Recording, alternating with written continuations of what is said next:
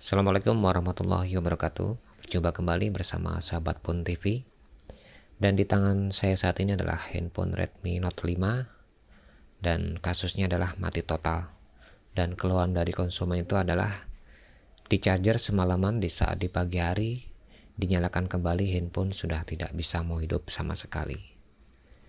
Dan seperti biasanya, untuk menganalisa handphone mati total itu, saya akan mencoba menghidupkan dan saya koneksikan ke PC, apakah hidup atau tidak, atau terdetek drivernya atau tidak. Di sini coba saya koneksikan baterainya terlebih dahulu dan coba saya koneksikan ke PC, dan indikator charger pun juga nggak ada sama sekali dan tidak terdetek di PC.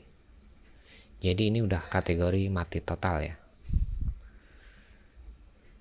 Dan di sini coba saya nyalakan, dan sama halnya juga tidak mau hidup sama sekali.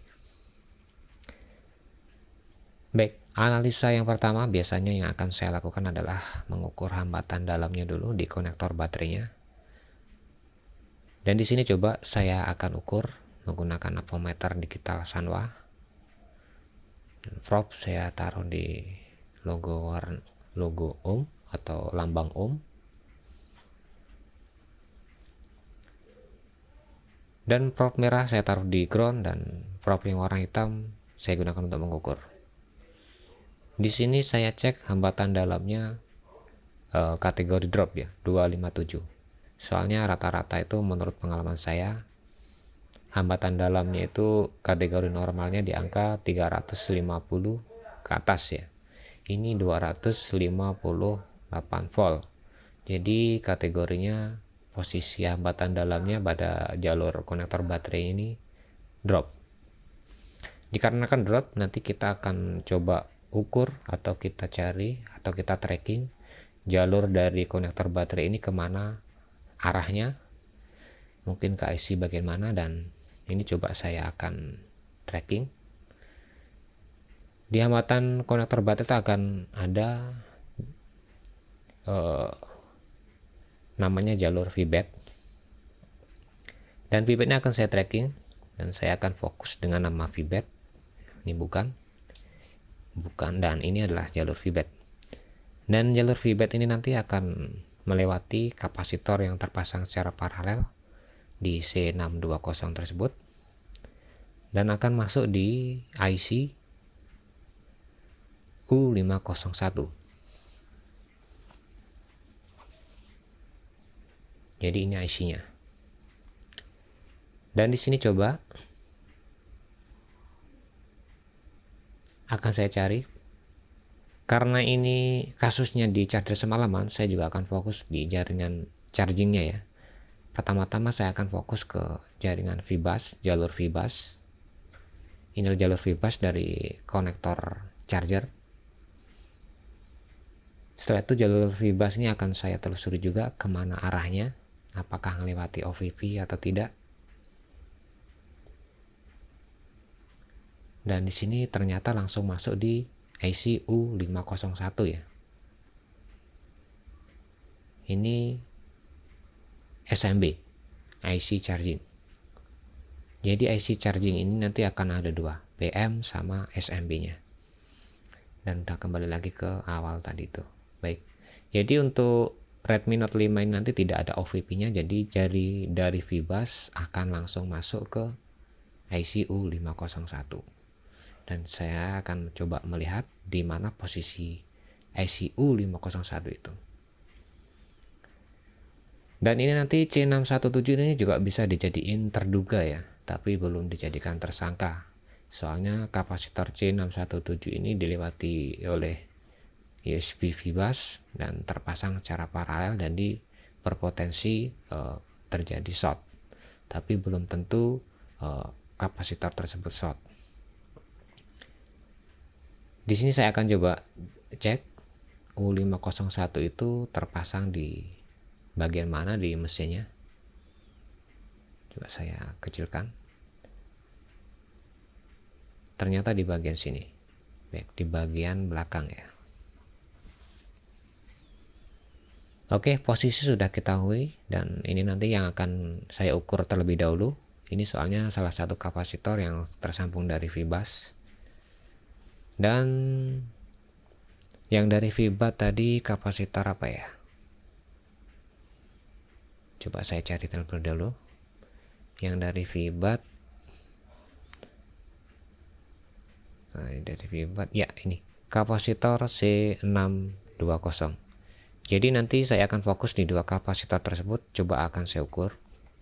Saya akan bandingkan kapasitor dari Fibus sama kapasitor dari Fibus tuh hambatan dalamnya lebih drop di bagian yang mana.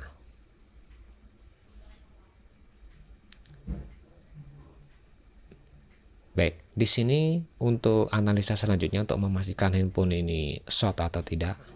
Coba di sini saya kasih gambaran. Handphone ini short sebelum ditekan power ya. Coba saya koneksikan ke PSU dan coba saya nyalakan PSU-nya. Di sini langsung ampere langsung naik. Berarti ini mengindikasikan handphone ini short sebelum ditekan on off atau short after power namanya. Dan di mesin terasa hangat.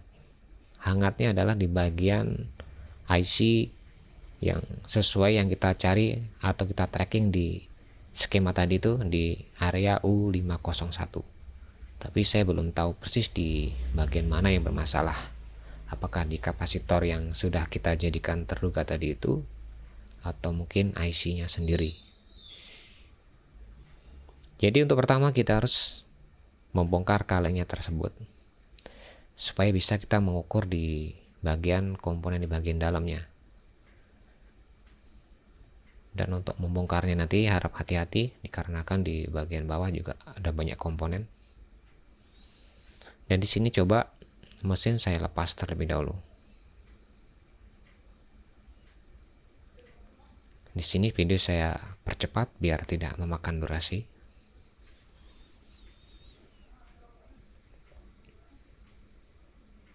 Dikarenakan kalengnya ini tertanam paten di mesinnya, jadi mau nggak mau saya harus menggunakan tang untuk membukanya. Bagi teman-teman yang melakukan harap hati-hati bila ada salah satu komponen yang tercongkel di bagian bawah, mungkin bisa mengakibatkan handphone mati total atau mungkin ada komponen yang lain tidak berfungsi kembali. Jadi harap waspada, harap hati-hati dan dibawa santai saja. Dan ini kaleng sudah terbuka, jadi di dalamnya itu seperti itu, persis sama dengan apa yang ada di skematik tadi. Di sini coba saya kasih isolasi pelindung panas terlebih dahulu, soalnya nanti sehabis saya ukur pasti akan tindakan selanjutnya back solder ataupun solder wap. Di sini secara fisik IC-nya sudah kelihatan seperti gosong, dan coba saya akan ukur di kapasitor yang saya jadikan terduga tadi itu, dan akan coba saya bandingkan di kapasitor yang dari Fibus atau kapasitor yang dari Fibus yang drop. Ini adalah kapasitor dari Fibus. Di sini kelihatannya drop. Dan coba akan saya ukur kapasitor yang dari Fibus yang sebelumnya sih. Ini saya lihat dia masih lebih tinggi dibandingkan dengan kapasitor dari Fibus. Jadi bisa dikategorikan permasalahannya adalah gara-gara jalur dari Fibus tadi itu yang bermasalah ya. Jadi ada dua kemungkinan, antara IC-nya ini yang bermasalah atau mungkin kapasitornya itu yang bocor. Tapi untuk memudahkan analisa, di sini saya coba akan angkat saja IC-nya. Apakah setelah saya angkat itu nanti akan normal kembali hambatannya atau masih sama? Bila masih sama ya kemungkinan besar kapasitornya, tapi bila sudah IC dilepas hambatan sudah normal, berarti kemungkinan besar IC U501-nya ini yang bermasalah. Di sini coba saya bongkar menggunakan solder wap dengan panas 350 dan angin 60. Ini sudah terangkat. Bila sudah terangkat, saya bersihkan timah-timahnya biar tidak ada yang menempel, dikarenakan kalau nggak dibersihkan terlebih dahulu nanti takutnya akan ada yang terkoneksi di bagian jalur-jalur yang lain. Jadi coba saya bersihkan terlebih dahulu.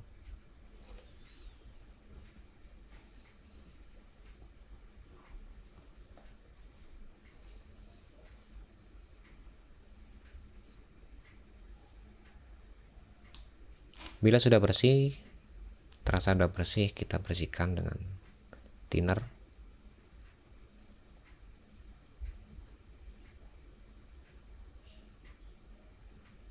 Dan saya menggunakan cotton bud ya, yang ukuran besar. Saya bersihkan kembali pakai tisu biar kering. Dan setelah itu coba akan saya ukur hambatan dalamnya di komponen kapasitor yang saya jadikan terduga sebelumnya. Coba akan saya ukur terlebih dahulu. Saya akan fokus di kapasitor dari VBus, ternyata sudah normal. Coba perhatikan, sudah normal 0,366 volt. Dan di jalur konektor baterai saya cek juga sudah normal, tidak seperti tadi itu.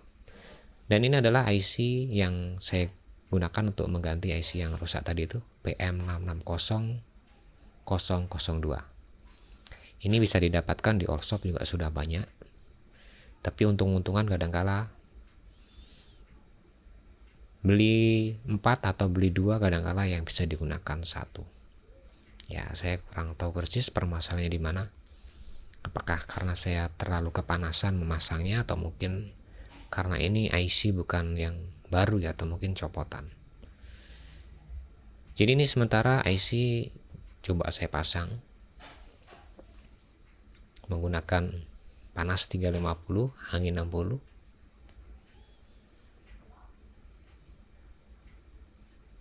Saya putar pelan-pelan. Dan akan coba saya goyangkan sedikit saja. Bila sudah sedikit bergoyang seperti itu berarti mengindikasikan timah sudah mulai meleleh. Dan bila sudah meleleh seperti itu berarti sudah mencair timahnya dan sudah lengket ke mesin ya. Biarkan panas terlebih dahulu, hilang panasnya, dan bila sudah panas kita kembali ukur hambatan dalam di sekitar IC PM660 tersebut. Dan tapi di sini saya akan fokus ke komponen kapasitor yang saya jadikan terduga sebelumnya. Apakah sudah normal atau masih short setelah saya ganti IC yang baru. Ternyata sudah normal. Di sini saya akan coba pasang mesinnya ke frame-nya dan akan saya nyalakan. Setidaknya akan coba saya charger. Apakah sudah bisa, chargernya sudah berfungsi atau belum.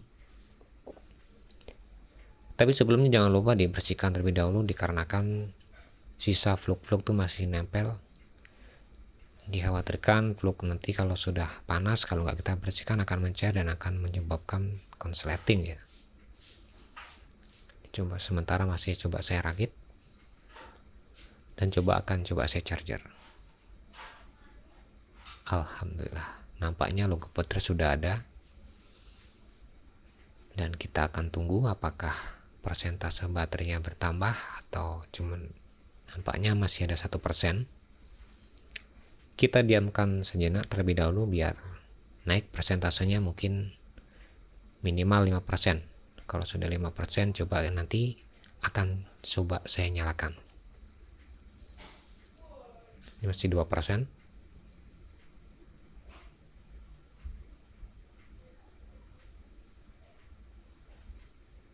Ini sudah 4%. Coba akan saya paksa saja saya nyalakan ya. Dan berhasil atau tidak. Nampaknya sudah proses booting. Dan mudah-mudahan berhasil ya.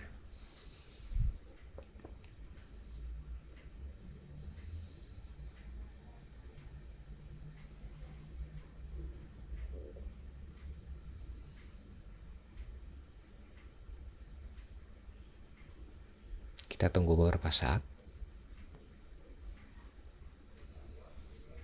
Dan nampaknya sudah tampilan menu awal sudah keluar.